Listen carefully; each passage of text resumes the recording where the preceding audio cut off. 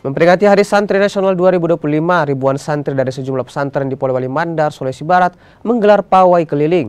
Dalam iringan, para santri juga dipertunjukkan atraksi kuda menari dan juga musik rebana. Ya, silakan merapat. Ribuan santri dari sejumlah pondok pesantren di wilayah Kecamatan Wonopulio, Polewali Mandar, Sulawesi Barat memenuhi alun-alun kota Wonopulio.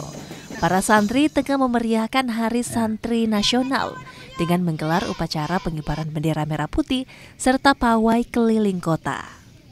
Pawai keliling kota ini semakin menarik lantaran diiringi atraksi kuda menari khas suku Mandar. Tarian kuda patudu atau kuda menari semakin meriah dengan iringan musik rebana.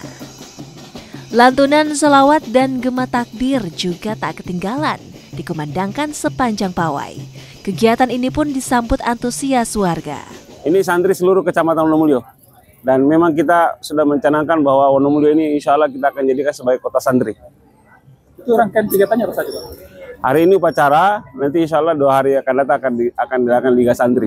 Itu ada juga pawai ya? Ya, pawai.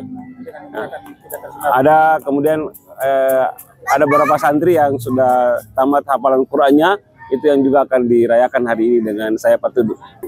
Untuk pesantren juga ini Pak sudah dapat MBG? Alhamdulillah pesantren sangat terbantu dengan adanya MBG. Itu sudah berapa lama? Ada yang sudah 1 bulan, ada yang sudah 2 bulan.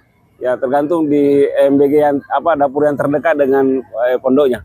Hari Santri tahun ini diharapkan jadi motivasi untuk peningkatan mutu pendidikan di pondok pesantren dan terwujud kecintaan para santri terhadap keutuhan NKRI. Edwin Arwan Pitu, Kompas TV, Polewali Mandar, Sulawesi Barat.